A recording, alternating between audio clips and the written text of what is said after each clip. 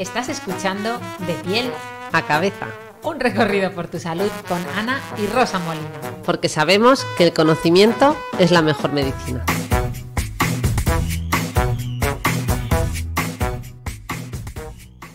Hola a todos y bienvenidos a un episodio más de Piel a Cabeza. Hoy para hablar de un tema de mucha actualidad, que es el tema de los opioides o la crisis de los opioides. Y tenemos aquí a nuestro invitado estrella, Federico Carabot. Hola Federico, hola Ana. Hola Federico, gracias. Nada, mil de nada, yo estoy encantado de colaborar con vosotros. Qué suerte haber encontrado un especialista como tú para tratar este tema, que lo íbamos a revisar mi hermano y yo, y luego dijimos, no, venga, alguien que con solidez nos lo pueda contar, además, como muy desde dentro. Recientemente hemos traído a varios anestesistas, pero aquí hemos traído a otro y aprovecho ahora para presentarte, Federico. Federico Carabot es graduado en Medicina por la Universidad de Navarra, es especialista en anestesia en el Complejo Universitario de Badajoz. Bueno, hizo la especialidad en este hospital. Y tras un tiempo en la Fundación Jiménez Díaz, donde no se solapó con la doctora Ana Molina, porque yo creo que le saca ya unos años, ¿eh, Ana? Sí, le saco muchos años, tío, qué vergüenza, qué vergüenza. Luego saltó al Hospital Universitario de Torrejón y ya recientemente se ha mudado a Palma de Mallorca.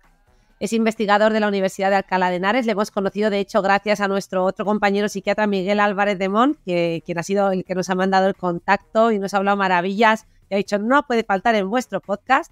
Y aquí está realizando su doctorado. Ha recibido importantes consideraciones, es miembro del Instituto de Investigación Ramón y Cajal, ha recibido financiación del Instituto Carlos III para su proyecto sobre la consideración social de los opioides.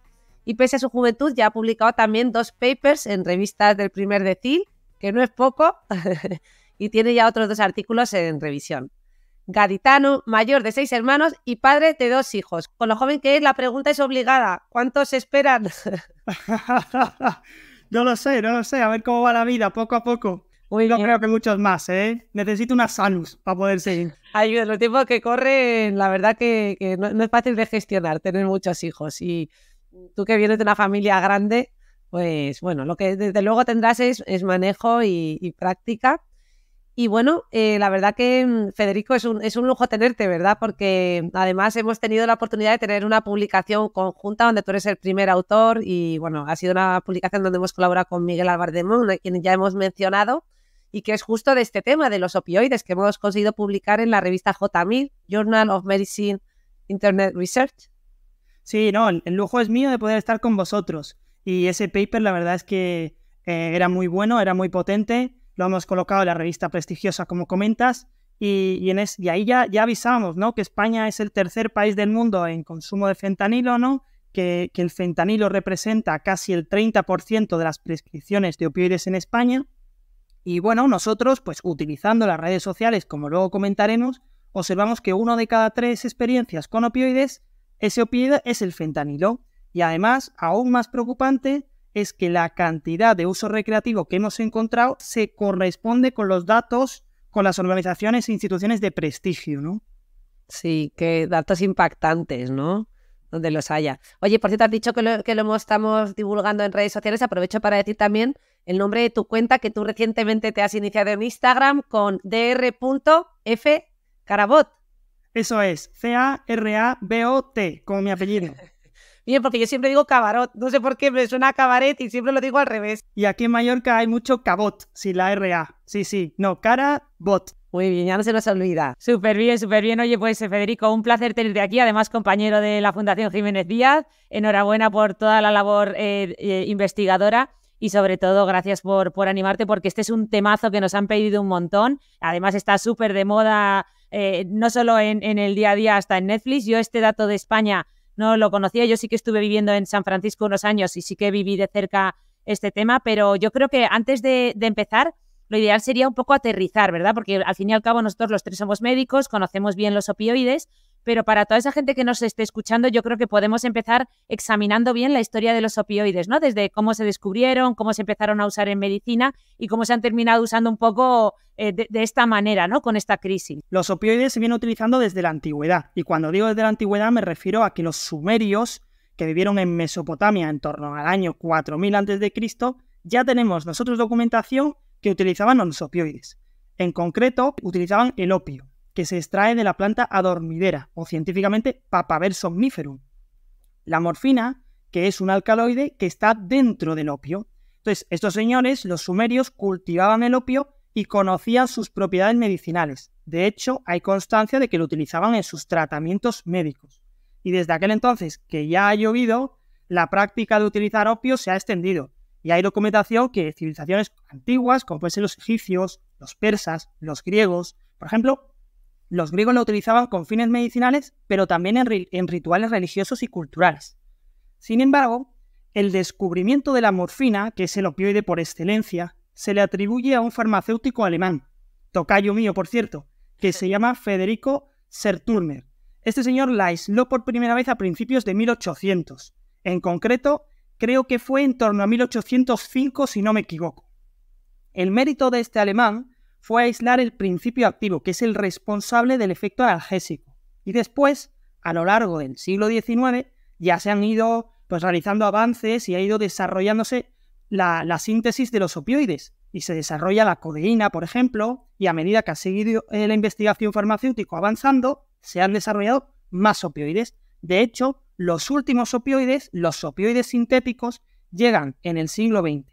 Estos son productos de laboratorio, no son sintéticos, no son opioides naturales como el aislamiento de la morfina que se extrae del látex o del jugo lechoso de la planta dormidera. Oye, fascinante este recorrido histórico, ¿eh? Madre mía, yo ni en el MIT ni en la carrera, o sea que nos acabas de hacer una actualización que nos ha venido fenomenal. Y siguiendo con esto, la verdad que vienen otras tantas preguntas que yo creo que también son obligadas, ¿no? Que es, ¿cuáles eran las condiciones médicas? Por lo menos es la duda que me surge, ¿no? Principalmente es, ¿cuáles eran las condiciones médicas para las que se recetaban comúnmente, ¿no? A lo largo de la historia o se han recetado estos opioides? ¿Y cuáles fueron y son actualmente los principales grupos farmacológicos con los que trabajáis? Sobre todo en el tratamiento del dolor, claro. Bueno, tenemos que tener en cuenta que en el siglo pasado, sobre todo a principios del siglo pasado, la medicina no es como la conocemos hoy. Por ejemplo, en vez de un equipo de enfermería, existían unas cariñosísimas monjitas y los médicos trataban el dolor al igual que otros muchos síntomas o algunas enfermedades como mejor podían y creían. Es decir, no existían los consensos de hoy en día, no había las guías terapéuticas internacionales aprobadas por expertos mundiales con las que hoy contamos. Entonces, hay que remontarse en torno a 1980, cuando la Organización Mundial de la Salud describe la famosa escalera analgésica para el tratamiento del dolor en pacientes con cáncer. Entonces, esta escalera tenía 3 escalones, que el paciente iba subiendo poco a poco a medida que no iba controlando el dolor. Primero estaban los analgésicos no opioides, con paracetamol a la cabeza. Después, en el segundo escalón, están los opioides débiles o menores, donde destaca la codeína o el tramadol. Y por último, los opioides mayores como la morfina. Entonces, esta escalera ha ido sufriendo modificaciones importantes. La primera modificación fue ponerle una barandilla, ¿vale? Estos son los fármacos coadyuvantes del dolor. Por ejemplo, los antidepresivos tricíclicos que tienen poder analgésico o, por ejemplo, también los antiepilépticos gabapentinoides. Otro cambio fue la introducción del cuarto escalón, que corresponde a las técnicas analgésicas, como las infiltraciones o los bloqueos. Pero probablemente el cambio más importante fue el de cambiar el concepto de escalera de pasos por un ascensor, sin olvidarnos de la barandilla, ¿eh? El ascensor puede subir y bajar más rápido el paciente, no hace falta ir escalón a escalón. De tal manera... Me encanta la metáfora, que los fármacos del campo de la salud mental seamos barandilla. No, es muy buena, ¿eh? Yo la verdad es que creo que hay que tener un poco de creatividad en esto con los pacientes, porque al final ellos lo acogen mejor, que es lo que se trata, de comunicación. Así que, de tal manera, respondiendo a tu pregunta, los principales grupos serían, en primer lugar, el piso 1 del ascensor, paracetamol, antiinflamatorios y fármacos analgésicos no opioides. En segundo lugar, el segundo piso, encontramos tramadol y codeína. Y el tercer nivel estarían los opioides mayores, morfina, tapentadol, fentanilo, hidromorfona y los coadyuvantes, que esos ahí en la barandilla hay muchas familias y están para usarse. Muy bien. Oye, qué importante el visualizar estas cosas, ¿eh? O sea, gracias, porque yo nunca había pensado en una escalera, o sea, sea, sí que piensas, esto lo aprendemos en la carrera, ¿no? En la escalera terapéutica del dolor, pero tal y como lo has explicado, con las barandillas y luego ya con los ascensores de forma que puedes saltarte pisos y te puedes mover más libremente, me ha gustado mucho. O sea que muchas gracias, Federico, porque esto yo creo que a los escuchantes les ayuda un montón, igual que a los pacientes, como bien decías. No, me alegro un montón. Que sirva y que funcione, para esto estamos. Y yo mientras estabais hablando estaba visualizando en mi cerebro, estaban como lloviendo los neurotransmisores, la serotonina, la dopamina, la noradrenalina. Bueno, que todos estos neurotransmisores, la gente, bueno, pues está muy familiarizada con ellos, pero hay uno que es el GABA, que yo creo que es un poquito menos conocido, esa es mi impresión, y se habla poco de él. No sé si, bueno, tú como anestesista imagino que será con el que más trabajes, aunque ya he visto que los otros son también importantes, ¿no? Pero, ¿te parece si repasamos un poco este neurotransmisor GABA? ¿Nos puedes ilustrar, ¿no? sobre la importancia de él y por qué lo tenemos un poco tan abandonado? O por lo menos, no sé, igual lo tenemos abandonado los psiquiatras, pero tampoco, porque está presente en nuestros fármacos. Por supuesto, el neurotransmisor GABA, ahora tan de moda, es el acrónimo de ácido gamma aminobutírico y es un neurotransmisor clave en el sistema nervioso central. Se trata de un neurotransmisor inhibidor del sistema nervioso central y desempeña un papel súper importante en la modulación de la actividad de las neuronas, porque contribuye al mantenimiento del equilibrio entre la excitación y la inhibición del cerebro. El principal neurotransmisor excitatorio es el glutamato y el principal neurotransmisor inhibitorio es el GABA. Como neurotransmisor inhibitorio, cuando se libera en la sinapsis neuronal, que es el espacio que existe entre las neuronas, se une a su receptor GABA y se abren unos canales de cloro y entran iones negativos dentro de la neurona. Esto hiperpolariza la célula, que significa que hace que sea más difícil o que sea menos probable que esta célula neuronal se excite. De tal manera que el neurotransmisor GABA tiene una función esencial en la regulación del equilibrio excitatorio e inhibitorio del cerebro. Y es esencial este equilibrio para que el cerebro funcione adecuadamente. De hecho, un desequilibrio a favor de la excitabilidad contribuye a problemas como la epilepsia o la ansiedad, que tú bien sabes, Rosa. Bueno, y ahora también esta parte de la hiperexcitación, ¿no? Se está estudiando en otros campos, también incluso dentro de lo nuestro, ¿no? De salud mental, en la esquizofrenia, en el trastorno bipolar. Y fíjate que sí, ¿no? De hecho, uno de los fármacos, un grupo farmacológico muy conocido dentro de nuestro campo que trabaja a nivel de este neurotransmisor son las benzodiazepinas, ¿no? Las famosas benzodiazepinas, que también un grupo farmacológico problemático, pero bueno, tiene en algún aspecto, ¿no? Sobre todo en el tratamiento a largo plazo, que no se debe usar, lo usamos en periodos más bien breves, pero que en esos periodos bien breves y bien indicados, pues son muy útiles. Sí, y preguntará, ¿esto qué tiene que ver con el dolor?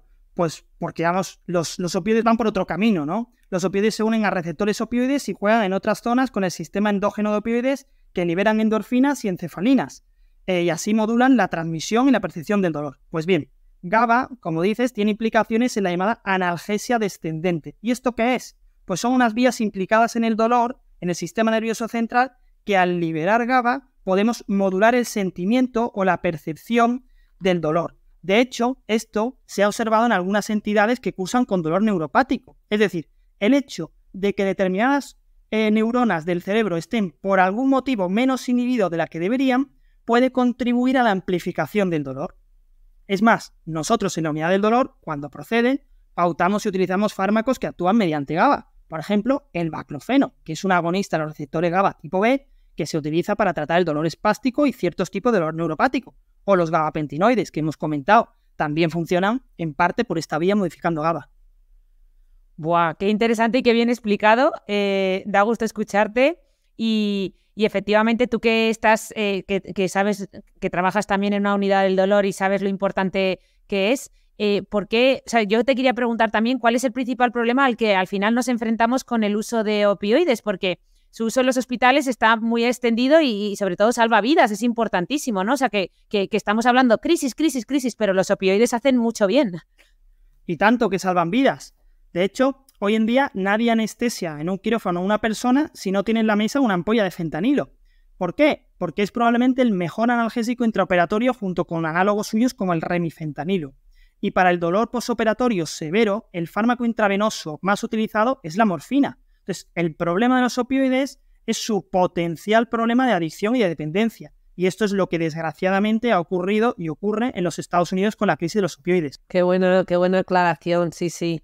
Y sobre todo porque, claro, en el uso hospitalario entiendo que está muy controlado y el problema viene cuando estos se pautan en el seguimiento ya ambulatorio, es decir, cuando la persona se va a su casa, que es donde puede surgir el problema, ¿no? Pero bueno, un poco siguiendo con esto y vamos a hablar de la crisis de los opioides, me gustaría también que repasáramos un poquito más en detalle, no sé si podrías explicárnoslo así fácil, qué es el fentanilo, ¿no?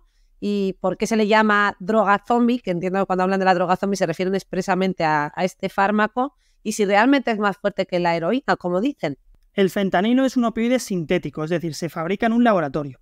En España se comercializa en su mayoría como parche transdérmico para el control de dolor muy severo, crónico y oncológico. Pues bien, esto es la teoría. Según un estudio de la Universidad de Navarra del año 2021, en ellos analizaban las prescripciones de fentanilo, demostraron que las indicaciones para pacientes oncológicos solo representaron un 11% de todas las prescripciones de fentanilo. El fentanilo, como bien dices, es 100 veces más potente que la morfina y 50 veces más potente que la heroína. Esta potencia es lo que conlleva esos datos demoledores de mortalidad. Además, por otro lado, otro gran problema del fentanilo es su tasa de adicción. La tasa de adicción del fentanilo, cuando su uso es recreativo, es cercano al 90%, mientras que, por ejemplo, la cocaína es en torno al 30%. Y ahora, ¿por qué está de moda? Pues está de moda porque, además de su uso sanitario, quirúrgico o con receta en una consulta y bajo un control súper estrecho, una parte de la población, sobre todo en los Estados Unidos, lo usa de forma recreativa y totalmente ilícita. Porque, al ser sintético rosa, se puede fabricar en un garaje. Y es por esta adicción, por la necesidad tan imperiosa que produce, que los afectados por la dependencia y la adicción vagan como zombies buscándolo por las calles. Esto es así, solo tenemos que ver las imágenes de las calles de Filadelfia, por ejemplo. Y es que, para hacernos una idea del negocio del fentanilo, los narcotraficantes suelen sacar unos 50.000 euros aproximadamente por cada kilo de cocaína. Sin embargo, por cada kilo de fentanilo se estima que pueden sacar en torno al 1.000.000 de euros. Madre mía. Dios santo, qué barbaridad. Yo eso no sabía, o sea, pensaba que la cocaína tendría unas tasas de adicción mucho mayores, o sea, que la cocaína tenga un 30 y el fentanilo un 90, me parece impresionante. Y lo de fabricarlo en el garaje, claro, ahora entiendo también su accesibilidad y claro, esto tiene que haber contribuido a la crisis. Qué bien explicado. Gracias, porque yo estoy aprendiendo un montón, Federico. Sí, estos datos, ¿no? Que nos estructuran un poco la mente, nos has puesto en perspectiva, ¿no? Nos has permitido un poco observar el problema no de manera aislada, sino comparándolo con estos otros datos, ¿no? Que nos ubica bastante, la verdad. No, a mí lo del 1.000.000 de euros, yo cierro los ojos y creo que no soy capaz de imaginar tanto dinero. Más de 2 veces el gordo de la Navidad, ¿eh? Por un kilo.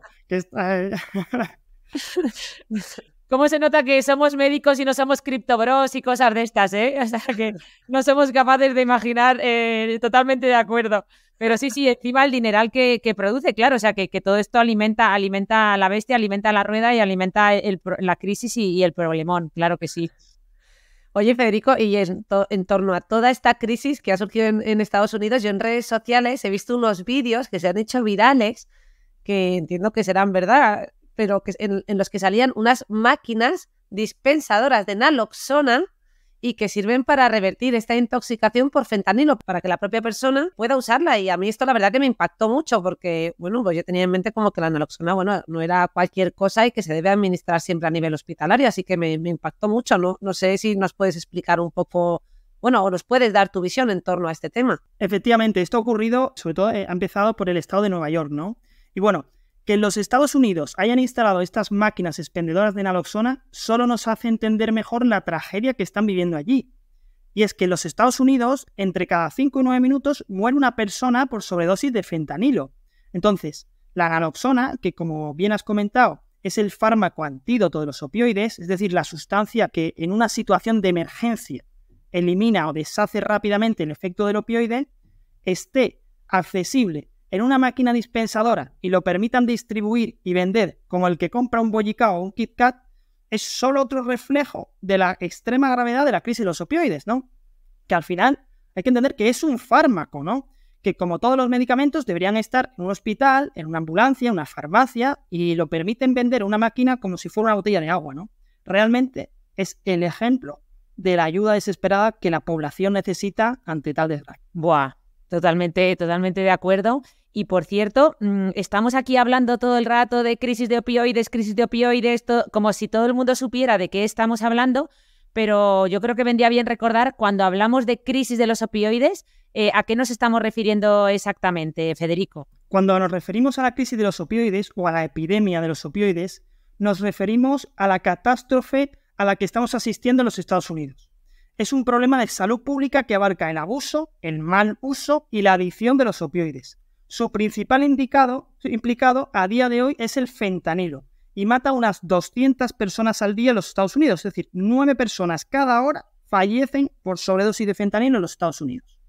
Buah, qué barbaridad. Yo ya te digo, recuerdo que estuve allí viviendo en San Francisco y luego tuve la oportunidad de ir hace unos años otra vez y la verdad es que me sorprendió muchísimo ver cómo había empeorado aún esto. Y esto, además, no pasa de la noche a la mañana, ¿no? Efectivamente, o sea, ha ido empeorando a lo largo de los años. Yo misma lo he podido ver en San Francisco, pero como tú bien decías, en Filadelfia y en muchas ciudades de Estados Unidos está pasando. Y yo creo que podemos hablar, ¿no? Aunque tú nos has explicado varios datos que han contribuido a ello, pero ¿qué ha ocurrido exactamente, otros factores para que lleguemos a este horror, ¿no? A estas cifras de mortalidad que nos acabas de contar, que como tú bien has dicho, se ha convertido en una auténtica crisis de salud pública, ¿no? Yo creo que podemos ir haciendo un recorrido temporal con las diferentes fases, ¿no? ¿Cómo ha sucedido esto tanto a nivel de Estados Unidos como a nivel mundial? Por supuesto, esto no sucede del día a la mañana. Aunque siempre se responsabiliza a la oxicodona como precursor de esta tragedia, a mí, personalmente, me gusta mirar un poquito más allá. Básicamente es preguntarse por qué se desarrolla este opioide. La oxicodona, ¿en qué contexto se formula por primera vez? Nos tenemos que remontar hasta finales del siglo pasado, que suena lejísimos, pero tampoco lo es, ¿verdad? Bueno, trasladémonos a los años 80. Son nuestros años, Federico, son nuestros años. Yo nací en 1980, o sea que efectivamente suena a hace mucho. Yo poco después, pero también es mi siglo, ¿eh? Ah, vale. Bueno, pues en los años 80 es donde se vive un gran desarrollo, un gran crecimiento de la medicina, una continua resaca de auge, ¿no? Desde la erradicación de la viruela, el descubrimiento del SIDA, vemos un aumento en el número de cirugías, también en la calidad de estas cirugías con el desarrollo de la laparoscopia. También nace el TAC, nace la resonancia magnética para diagnosticar enfermedades. Y esta prosperidad en el ámbito de la salud trae consigo una mayor expectativa a los tratamientos y, por tanto, una mayor supervivencia a las enfermedades. Y esto supone un aumento en la esperanza de vida, pero también una cronificación de las enfermedades. A su vez, de forma paralela, comienza otro problema, la obesidad.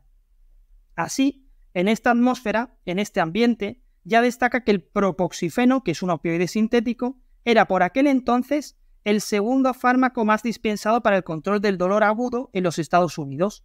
Incluso el presidente Carter manifestó públicamente que la desviación, el mal uso y el abuso de las drogas legales podrían estar involucradas en hasta 7 de cada 10 informes de muertes relacionadas con las drogas. Wow. Te voy a sacar aquí un montón de titulares, ¿eh, Federico? Sí. No, y todo este contexto surge lo que conocemos como la crisis de los opioides. Debemos de tener en cuenta que por aquel entonces, un poco posterior a lo que hemos comentado, el dolor crónico se trataba con mucha frecuencia con terapia cognitivo-conductual e incluso con hipnosis. Y en los años 90, muchos aseguradores limitan la cobertura de la terapia cognitivo-conductual para el dolor. Y esto se suma a que las alertas de riesgo cardiovascular surgen en torno a los antiinflamatorios. Y además se incide mucho en la toxicidad por el paracetamol. Así que surge la oportunidad para los fabricantes de las biofarmacéuticas. De tal manera que a principios del año 2000, la industria farmacéutica saca Oxycontin, que es el nombre comercial de la oxicodona. Y Oxycontin empieza a funcionar y funciona muy bien porque quita el dolor. Sin embargo, está bien documentado que se llevó a cabo una relativización fraudulenta de la adicción de este medicamento, una promoción de su uso no indicado, con un aumento en los esquemas de sobornos a médicos. Y estos hechos han transformado a la familia Sackler, ¿no? Eran los dueños de la farmacéutica Purdue Pharma, que comercializó Oxycontin, y han pasado de la generosidad, de la filantropía, del mundo del arte y la cultura, al máximo desprecio y a la más colosal infamia, ¿no? Entonces, este aumento de prescripciones en el consumo de oxicodona que es el primer fármaco involucrado en la crisis de los opioides, conlleva un aumento de consumo de otros opioides y a su vez que empiecen a crecer las tasas de sobredosis y de adicción, de tal manera que las muertes por sobredosis de heroína se disparan. En concreto, se triplican entre 2010 y 2015. Una hipótesis contundente es que esto está causado por haber generado un grupo poblacional susceptible, es decir, personas dependientes de opioides que de algún modo necesitan el fármaco y además con problemas de tolerancia, que implica una necesidad de dosis cada vez mayor para un mismo efecto. ¿Qué hacen estas personas? Pues buscan una alternativa más potente y más barata, que es la heroína. ¡Buah! ¡Qué barbaridad, eh! Que bien explicado y es que parece que estoy ahí con lo de la familia, con la farmacéutica, con los sobornos a médicos. O sea, súper interesante. Sí, de hecho, a su vez, llegados a este punto, con un problema social tan importante, por un lado sale la reformulación de Oxycontin, una nueva oxicodona con muchísima menos dependencia, y por otro lado se aumenta la seguridad institucional del uso ambulatorio de los analgésicos opioides. Sin embargo, paralelamente a esta intensificación de la regulación, en el mundo en que vivimos se globaliza y aparecen unas cadenas de suministros mucho más eficientes. Y además, para más síndrome, aparece en escena el fentanilo y sus análogos, ¿no? Que son moléculas muy parecidas pero que se pueden colocar como fentanilo. Y este fármaco es súper poco voluminoso, de tal manera que el fentanilo llega a las calles de Estados Unidos aproximadamente por 2013. Y el dato más escalofriante es que entre 2013 y 2016, en esos 3 años, aumentan un 540% las muertes atribuidas a fentanilo y sus análogos. Esto en Estados Unidos, ¿eh? ¡Qué barbaridad! Aquí quiero hacer un paréntesis. Para estas fechas, hablo de 2013 en adelante, las personas que ingresan ya en tratamientos de deshabituación a drogas tienen más probabilidades de admitir que han comenzado a consumir opioides con productos ilegales, como por ejemplo la heroína o el propio fentanilo, que con analgésicos recetados. Bueno, después de todo esto, hemos vivido la pandemia COVID, que es otra tragedia que se ha solapado y que ha provocado en Estados Unidos un desabastecimiento de fármacos en algunos estados. Entonces, estos fármacos que se usan para estos fármacos que se usan para la deshabituación, que han estado desabastecidos, pues han agravado la situación. Claro, o sea, la pandemia COVID ha provocado el desabastecimiento de los fármacos que la gente usa para desengancharse, digamos, ¿no? Eso es. Lo cual, a día de hoy, que está todo mucho más agravado, los vendedores ambulantes, popularmente conocidos camellos, no saben cómo vender sin matar a sus clientes, ¿no? México se ha convertido en el principal productor de fentanilo que llega al suelo estadounidense a través de los cárteles como el de Sinaloa o narcotraficantes como el Chapo Guzmán, que ahora se hace llamar el rey del fentanilo. Y ellos la distribuyen por los Estados Unidos tranquilamente. En cambio, China, el dragón durmiente que se le conoce, es el principal exportador de los precursores químicos con los que luego se produce el fentanilo. Entonces, de esta manera, en 2022 fallecen en Estados Unidos por opioides 100.000 personas. Y el fentanilo ya es la principal causa de muerte por sobredosis en las grandes ciudades de los Estados Unidos, superando a todos los tóxicos, como puede ser, por ejemplo, la cocaína. ¡Qué barbaridad! O sea, qué barbaridad, qué interesante. No sabía yo que México fuera el principal productor hoy en día, ni sabía lo de China como el exportador de la materia prima para fabricarlo. Y, o sea, que esto es algo que está afectando pues a nivel mundial, ¿no? Siempre lo vemos mucho como a nivel de Estados Unidos, pero lo cierto es que la crisis de los opioides está en toda Europa, ¿no? Y me has dejado impactada cuando has dicho que España era el tercer país, ¿no? Vamos, podemos, si quieres, hablar de cómo está esta crisis de los opioides en Europa y en el mundo en general. El consumo de fentanilo en Europa no ha alcanzado dimensiones catastróficas como en los Estados Unidos, pero por su letalidad y por su poder de adicción, tienen en vilo a todos los organismos. Parece que la epidemia de fentanilo se está extendiendo más hacia Oceanía o Sudamérica que a Europa. En concreto, se calcula que en Europa, en 2021, murieron más de 6.000 personas por abuso de drogas, pero de estas 6.000 personas, según el European Drug Report de 2023, solo el 140 estuvieron asociadas a fentanilo. Sí que hay alertas en relación con que los hábitos de consumo de drogas en Europa son cada vez más complejos y que el envejecimiento de la población, las dificultades económicas y mentales de la población exigen un seguimiento más estrecho. Por otro lado, el conflicto de Ucrania no ayuda y puede traer consigo cambios en las características del consumo de drogas y en el tráfico de drogas de esa región y los países vecinos. Por esto, en Europa, por ejemplo, ahora mismo, a mí me parece que acecha mucho más el uso recreativo de la pregabalina, sobre todo en Francia, Alemania y determinadas zonas de España. Pero bueno, la pregabalina es otra familia de fármacos que, aunque también se utiliza en el dolor crónico, no es nuestro tema de hoy. Bueno, pero acaba de abrir un melón porque jamás me hubiera imaginado que la pregabalina pudiera ser problemático a nivel de uso recreativo. O sea, que me acabas de dejar impactada. Bueno, la pregabalina es que ha crecido mucho y tiene unas indicaciones muy concretas y su uso fuera de etiqueta, ¿no? Off-label, que se llama, tiene un poco la mano abierta. Y esto, aparte, tiene un efecto secundario que es un poco el mareo. Y hay cierta población, sobre todo árabes, que lo mezclan con alcohol y lo usan de forma recreativa, sí. Ya, pues no tenía ni idea, porque sí que es verdad que efectivamente estamos hablando de un grupo farmacológico, de un fármaco más bien en concreto, que usamos desde distintas especialidades con fines, como tú bien has dicho, muy concretos. Nosotros en concreto para la ansiedad, y no conocía, ¿no?, este uso, jamás me lo hubiera planteado. Pero bueno, sí, como tú bien has dicho, sin irnos del tema y volviendo a esta crisis de los opioides, ¿qué te parece si repasamos cuál es la situación en España? Que además también era el tema de este artículo que hemos publicado recientemente, y también pedirte tu opinión sobre si crees que la situación que actualmente está viviendo Estados Unidos puede llegar a España, ¿no? Porque como pasó con el COVID, que lo veíamos todo muy lejos y parecía que aquí nunca iba a llegar, y en muy poquito tiempo tuvimos la pandemia, ¿no? Entiendo que es muy diferente, ¿no?, el fenómeno, pero bueno, lo estamos viendo cerca. En España, en mi opinión, estamos un poco descolocados. Es decir, por un lado, en lo relativo a los muertos por opioides tenemos unas cifras realmente bajas. Sin embargo, en consumo de fentanilo nos disputamos el podio mundial. O sea, explico mejor. Todas las instituciones nos tranquilizan y nos comunican que en España está todo controlado. Remarcan que no hay datos que nos indiquen una situación similar a los Estados Unidos. Y es evidente que no estamos con los Estados Unidos. Solo hay que echar un vistazo a la calle de Filadelfia, a la calle de Madrid, ¿no? Y es cierto que la Gran Vía de Madrid. La Gran Vía, por ejemplo. Y existen relativamente pocos casos de pacientes con adicción a fentanilo, tanto en las consultas médicas como, por ejemplo, en programas de Proyecto Hombre o en avisos de emergencias por sobredosis.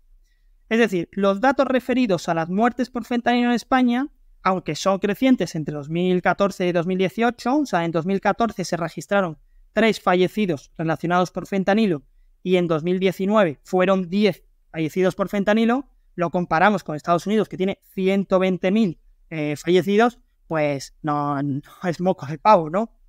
Sin embargo, aquí viene lo preocupante. Cuando pensemos que la epidemia de fentanilo puede parecer principalmente un problema de los Estados Unidos, según la OCDE, España es el 4º país del mundo en cuanto a consumo, por detrás de Estados Unidos, Alemania y Reino Unido. Pero es que, según el informe anual de 2021 de la JIFE es el acrónimo de Junta Internacional de Fiscalización de Estupefacientes. Pues bien, según ellos, España, en vez del 4º, sería el 3er país del mundo en consumo de fentanilo, solo detrás de los Estados Unidos y de Alemania, con casi un 12% del consumo mundial de fentanilo. Pero es que, si dejamos atrás organizaciones o instituciones internacionales de gran prestigio como las que he comentado, y solo queremos ver nuestros propios sondeos, podemos analizar, por ejemplo, la evolución de la encuesta Edades del Ministerio de España. Pues bien, la encuesta Edades de 2018 reflejaba que menos del 2%, en concreto era el 1,9% de los españoles, reconocía haber consumido fentanilo. Pues ese 1,9% aumentó a 3,2% en 2020 y posteriormente aumentó a un 14% en 2022. Es decir, que de 2020 a 2022 hemos multiplicado por 4 el consumo de fentanilo en España. De hecho, a día de hoy, según la encuesta de Edades, el fentanilo es el 3er opioide más consumido en España, solo por detrás de la codeína y del tramadol, y por ende más que otros opioides como puede ser la buprenorfina, la oxicodona o el tapentadol. Entonces, a la pregunta, ¿en unos años España podría enfrentarse a un problema social o un problema tan serio como con el fentanilo? Pues ojalá que no. Pero bueno, para ello estamos trabajando muchas personas, desde muchas perspectivas, pero los datos son los que son, y ahí están para todos. Y es evidente que el aumento y el consumo tan grande, a la larga, pues traerá unas consecuencias. vamos, interesantísimo. Y no sé si la Agencia Española del Medicamento dice algo al respecto en este sentido, si se posiciona o cómo va esto. La Agencia Española del Medicamento ya alertó que la dosis diaria de opioides con receta había aumentado de forma alarmante en los últimos 10 años. De hecho, al detectar el aumento de notificaciones de abuso y de dependencia de fentanilo, se puso en marcha con planes de optimización. Y los realiza junto con el Ministerio de Sanidad y con el Consejo Interterritorial del Sistema Nacional de Salud. Sin embargo, el reporte de abusos de fentanilo y los incidentes hospitalarios con el fentanilo no llegan al 0.5%, o sea, es que es muy poco. No obstante, ya te digo que como que todas las autoridades sanitarias han dado avisos sobre la necesidad de estar alerta, ¿no? Y desde 2021 el Consejo Interterritorial de Salud puso en marcha un plan para mejorar su uso y evitar situaciones como la que se vive actualmente en los Estados Unidos. O sea, elaboraron 19 medidas, creo que eran, y un decálogo de recomendaciones y lo plasmaron en el famoso Plan de Optimización de Utilización de Analgésicos Opioides. Aquí, por ejemplo, destacaba el visado para que todos los tratamientos con fentanilo de liberación inmediata estén restringidos a pacientes oncológicos con dolor irruptivo. O también estaba incluido que las farmacias autorizadas a vender medicamentos con fentanilo tienen que tener un registro de los pacientes que lo adquieren y la cantidad, ¿no?, que se llevan. Y todo esto que te comento, pues existe una alerta institucional permanente para evitar la epidemia de fentanilo de Estados Unidos, para que no se replique. Claro, qué bien, ¿no? Que se tomen este tipo de medidas que son clave y, bueno, pues pueden ayudarnos un montón. También la otra gran pregunta es, claro, al final con todo esto hay que plantearse cómo se está transmitiendo, ¿no?, la crisis de los opioides en medios, me refiero. Yo cuando te estaba escuchando hablar he pensado en la serie de Dopsic, ¿no? Y otras tantas que comenta la gente que están actualmente en plataformas disponibles, también películas, libros. ¿Qué opinión te merece? Yo ahora estoy enganchado a la serie Euphoria. Ese es tu opioide a día de hoy.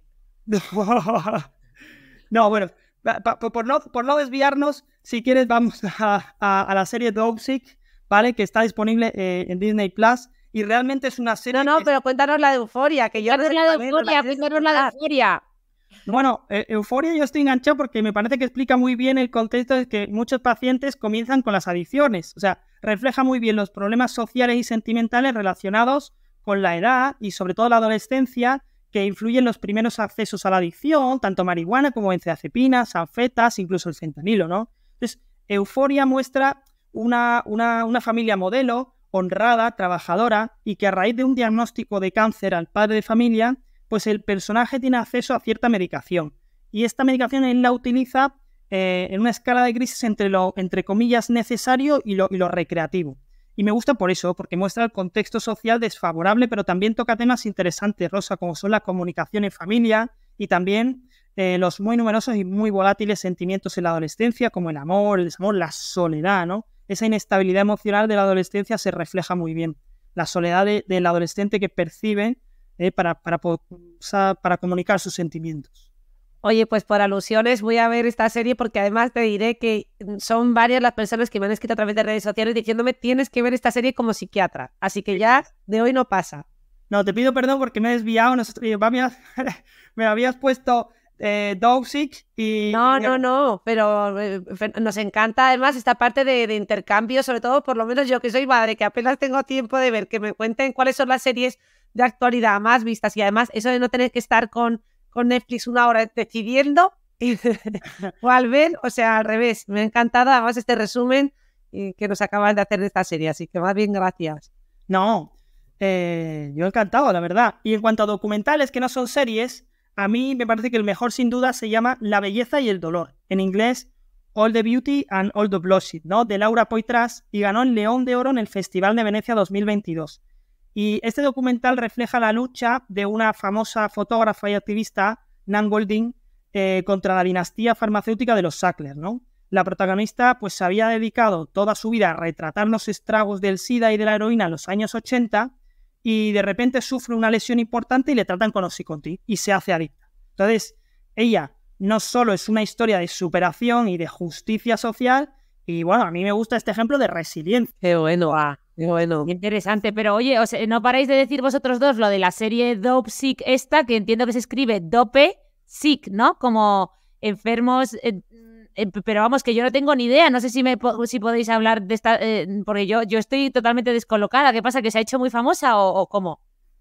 Sí, se dice muy famosa. Bueno, realmente la serie Dogsick viene de un libro de Beth Macy que se titula igual, ¿no? Y hace un barrido, a mi parecer, muy interesante de la crisis de los opioides en los Estados Unidos, porque además muestra todo esto que hemos comentado, ¿no? Cómo las compañías farmacéuticas promovieron y comercializaron con exceso los opioides, ¿no? Y cómo esto llevó a la epidemia de adicción y de muertes. Entonces, me parece que muestra, ya te digo, interesantísimo cómo presenta mediante una narrativa bastante compleja, por cierto, todo lo que abarca la crisis, ¿no? Son varias décadas, siguen a diferentes personajes y así nos imaginamos todo el alcance. O sea, vemos adictos, pero también están presentes los familiares y amigos. Hay sanitarios como médicos, hay farmacéuticos que también son sanitarios, hay funcionarios de la salud pública, ¿no?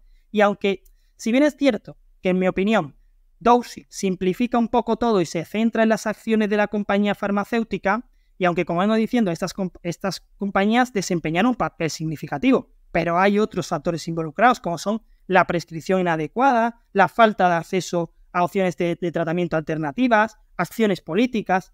En general, Dogsick arroja luz sobre la crisis de los opioides y sus consecuencias, pero creo que bueno, tiene personajes convincentes y ayuda a generar conciencia y sobre todo promueve una discusión amplia del tema, que eso es muy importante también. Buah, qué interesante esto, totalmente de acuerdo. Yo creo que esto pasa mucho con casi todos los documentales de Netflix, que obviamente intentan defender una hipótesis que a veces está un poco sesgada o es muy sensacionalista, y aunque ayudan, como tú bien decías, arrojan mucha luz y sobre todo abren el debate, a veces sí que hay cosas que son quizás reduccionistas o excesivamente simplificadas o que se centran mucho en atacar a una sola causa, como tú bien decías, en este caso las farmacéuticas, como la causa del problema, cuando muchas veces un problema no más multifactorial. Pero vosotros que sois, bueno, enhorabuena por el artículo que habéis publicado, sobre todo a ti, Federico, y a pesar de que todo este tema está muy de moda, no solo en las plataformas tipo Netflix, en el telediario y en todos lados, más allá del cine, las series, ¿qué pasa en la vida real? Vosotros que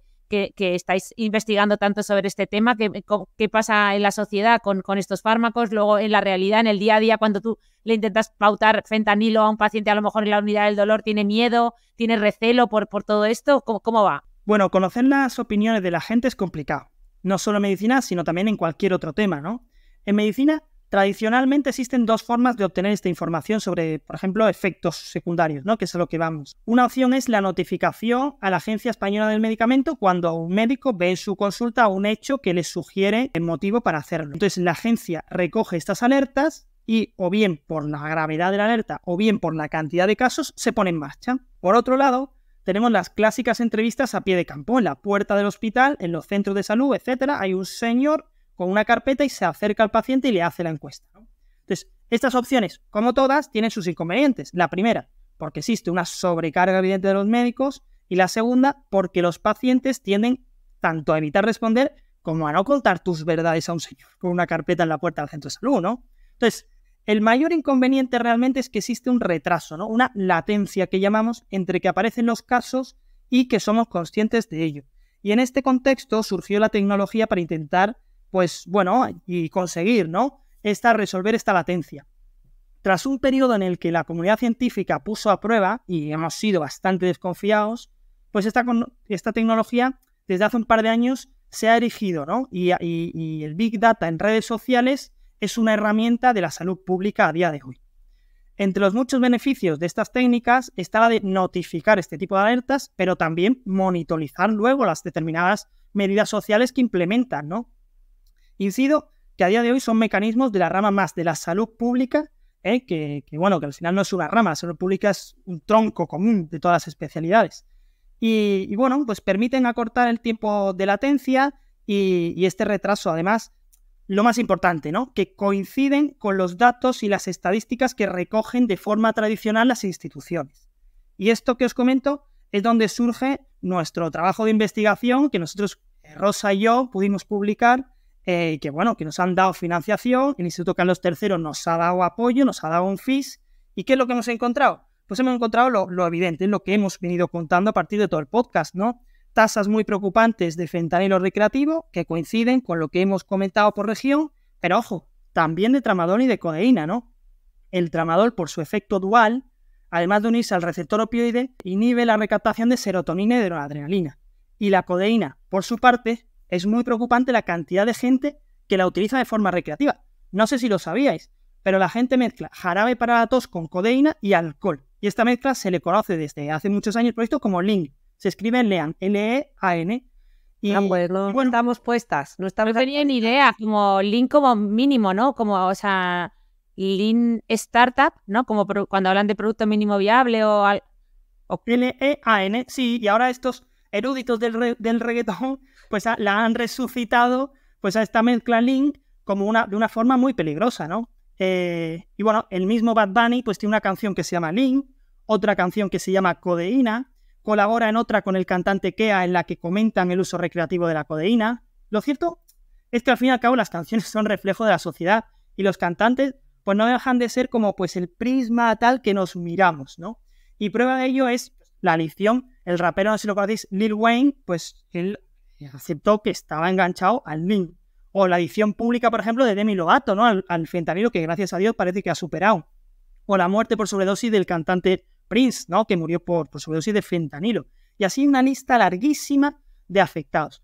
Aquí, bueno, yo os voy a recomendar, a raíz de esta lista de cantantes, un vídeo breve, pero para mí puede ser uno de los mejores y los más actuales testimonios que yo he visto, que es el discurso que el cantante Jelly Roll hace en el Senado de los Estados Unidos sobre la legislación del fentanilo. Dura 6 minutos de reloj, podéis ponerlo en cualquier plataforma de vídeos modo YouTube, y se entiende muy bien, ¿no? Porque él lo cuenta que es apolítico, que él ha estado dentro del problema, que ahora quiere ayudar a ser una parte de una solución, y la verdad es que lo recomiendo, ¿eh? Y hablando, bueno, hemos hablado de Demi Lovato, bueno, sería una recomendación mucho más laxa, una recomendación menor, pero tiene una canción que se llama I Love Me, y esta canción no solo lleva implícita la adicción que ella sufrió, sino también los problemas de bulimia y problemas con las redes sociales. Y así vemos una vez más la dimensión de la crisis de los opioides que trato de haceros entender desde el inicio del podcast, ¿no? Con la historia y el nicho donde se ha anidado este problema. Y es que es un problema de salud pública porque la sociedad está llevada al estrés, ¿no? Hay una continua ansiedad por lo que sea, por muchos temas. Por conciliar familia y trabajo, por llegar a fin de mes, por siempre estamos corriendo. Hay estrés también por la fachada de mostrar en las redes sociales, porque queremos que todo sea al instante. Y entonces, además, en muchos casos esto se une a unos problemas serios de comunicación en familia, que ha gustado la serie Euphoria, ¿no? Que decía. Y esto pueden ser pinceladas sociales muy gruesas, pero es el caldo de cultivo, estos problemas sociales de gran parte de la población que necesita vivir polimedicada. Es impresionante. Y vemos una sociedad con un consumo de psicofármacos como benzodiazepinas altísimos, con unas necesidades evidentes de asistencia psicológica. Y esto se suma a unos intereses farmacéuticos que hemos comentado y que nos han llevado en Estados Unidos a la catástrofe de los opioides. Perdón, porque me has preguntado por la percepción de la sociedad de estos fármacos. Y bueno, la respuesta ha sido que lo banalizan mucho, ¿no? Que es impresionante cómo lo toman de un tono jocoso. Pero bueno, también hemos visto que es un tema que preocupa mucho, ¿eh? Sobre todo a los pacientes y también a familiares, porque en un porcentaje altísimo tienen reticencias a este tipo de medicación. Y dicho esto, Ana y Rosa, me voy a lanzar un mensaje a mis compañeros, y es que no dejen de recetar una familia de fármacos analgésicos, ya sean opioides o no opioides, a pacientes que lo necesitan por miedo a los efectos adversos. Del mismo modo, a los pacientes y familiares de mi consulta, de todas las consultas de España, no rechacéis una propuesta de un tratamiento por temor de ser adictos, ¿no? A día de hoy es muy frecuente que un paciente con la medicación bien controlada sufra fenómenos de adicción. Supongo que os pasa lo mismo a vosotros en vuestras consultas, ¿no? De hecho, me han encantado todos los ejemplos que nos has dado. Aparte del vídeo que lo veremos, tenemos que escuchar la canción de Demi Lovato. A todos los que nos estén escuchando que se la pongan y sobre todo este análisis que nos has hecho de esta sociedad que vive a toda pastilla y que para poder sobrevivir y adaptarte a ella, pues a veces tienes que medicarte, ¿no? Esto también, yo leí hace poco el libro que ya lo hemos nombrado en el podcast, de James Davis, que es psiquiatra, que se llama Sedados, y que también analiza este problema y gracias por sacarlo a la luz y sobre todo también este mensaje tranquilizador que nos dices al final de que también hay que fiarnos de nuestros médicos y no tener miedo cuando realmente son necesarios. Totalmente de acuerdo con todo lo que habéis planteado y gracias, Federico, por esta visión tan amplia y por este análisis. Sí, como muy humanista, ¿no? Como muy integrada en la sociedad. Bueno, el mensaje, yo creo que el eslogan puede ser: no tengáis miedo, tener confianza, ¿no? O sea, tener un compromiso con la pauta que te da el médico, una confianza para expresarle tus percepciones, tus miedos, tus vivencias, y que sea recíproca, ¿no? Porque seguro que lo es con el compañero o yo mismo, que lo veamos. Sí, que siempre vamos a dar, bueno, pues eso, las pautas adecuadas con los tiempos adecuados. Muchas veces también los problemas surgen cuando esto no se sigue, ¿no? Y se hacen usos inadecuados y sin hacer caso de las medidas planteadas. A veces por miedo, es decir, que a veces interrumpen los fármacos antes de tiempo, toman menos de lo que está pautado, y a veces por exceso, ¿no? Porque les ha dicho uno y se toman 3. Es decir, que a veces también podemos ver los dos polos y, bueno, yo creo que siguiendo las indicaciones, siempre con el fin de ayudar, sin ningún otro interés, ¿no? Que es el máximo beneficio del paciente y de la persona que recibe esa ayuda, ¿no? Que es al final nuestra misión, ¿no? Que es la de ayudar y aliviar el dolor, ¿no? En este caso, todo tipo de dolor. Así que bueno, yo, Federico, creo que este es un cierre estupendo. La verdad que me ha encantado todo el contenido que has preparado para nosotras. No sé si hay algo más que tú quieras decir o que le dirías tú a las personas, ¿no? que hayan escuchado este podcast o con personas con las que tú te encuentras en el día a día, que creas que sea un mensaje que no debe faltar, ¿no? No sé, que se hayan podido quedar con una sensación de miedo o de alerta excesiva en torno a todo esto que hemos hablado aquí. Bueno, después de a lo mejor un poco de chapa, porque hemos repasado la historia de los opioides, el minuto de oro es simplemente lo que hemos comentado, yo creo, último, ¿no? Las 2 palabras: compromiso con la pauta, con las medidas que te pida el médico, y una confianza para expresarle los sentimientos que tú tienes hacia ese fármaco, para expresarle también tu dolor de la mejor manera posible, y bueno, pues una vez que esté el tratamiento, a seguirlo a rajatabla y tirar para adelante, que al final hay que vivir ya con dolor, sobrevivir al dolor y con alegría. Oye, chapa para nada, ¿eh? Si algo ha sido este episodio, ha sido cero chapa. Yo estaba completamente enganchada a todo lo que decías. Estoy segura que nuestros escuchantes igual. Nos has abierto, además de lo bien que lo has explicado, que eres un divulgador excepcional y creo que te va a ir fenomenal en redes sociales y todo lo que hagas. Yo creo que nos has despertado muchísimo interés, nos has hecho entender muy bien el problema y como pasa con los temas que te explican bien, que luego solo quieres seguir investigando. No sé si habéis visto La Sociedad de la Nieve, pero a mucha gente le está pasando que después de ver la película de Bayona está todo el día mirando, leyendo más sobre el tema para intentar. Pues yo creo que con este episodio, a mí por lo menos me ha pasado lo mismo, que ahora solo quiero saber más y saber más. O sea que gracias por hacer esta medicina narrativa, que ya sabes que es esa parte de la medicina que se encarga de explicar las cosas a los pacientes, de sanar a través de contar historias, de explicar las cosas bien, ¿no? De explicar estos mensajes tan técnicos de una forma sencilla, o sea, en traducir el medicino profundo que tú tienes todos los días como anestesista en la unidad del dolor y otros lugares, pues a este lenguaje que nos has contado así de bien. Así que por mi parte, gracias de corazón por venir al podcast y animo a todos los que nos estén escuchando a que por favor te sigan en tus redes sociales. @dr.fcarabot.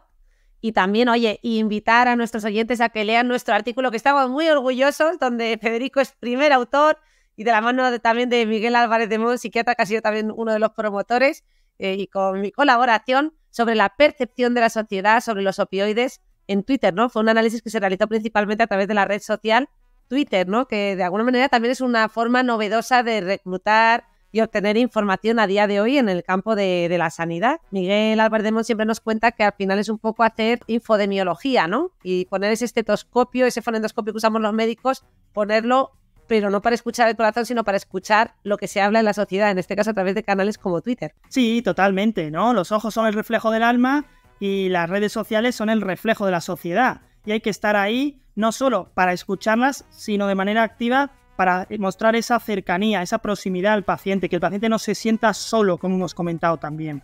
Sí, oye, yo encantado de haber colaborado con vosotros, estoy para lo que necesitéis, y bueno, pues aquí en Mallorca, que encima hace un invierno buenísimo. Me imagino que se estropeará, luego esto no puede durar toda la vida. Qué suerte momentánea, luego nos preocupa la parte del agua, pero desde luego momentáneamente, qué suerte ese solazo que tenéis por allí. Sí. Nada, y a todos los que hayáis escuchado el episodio y os haya gustado, ya sabéis que si nos dejáis 5 estrellitas en Apple Podcast, en Spotify, en la plataforma que nos estéis escuchando, iVoox, pues eso hará que llegue a mucha más gente y mucha más gente pueda disfrutar y aprender con todo lo que nos ha contado Federico, que ha sido un auténtico lujo. Muchísimas gracias. Muchas gracias. ¡Un abrazo! Gracias a vosotros siempre. ánimo a seguir con este podcast que es buenísimo. Muchas gracias.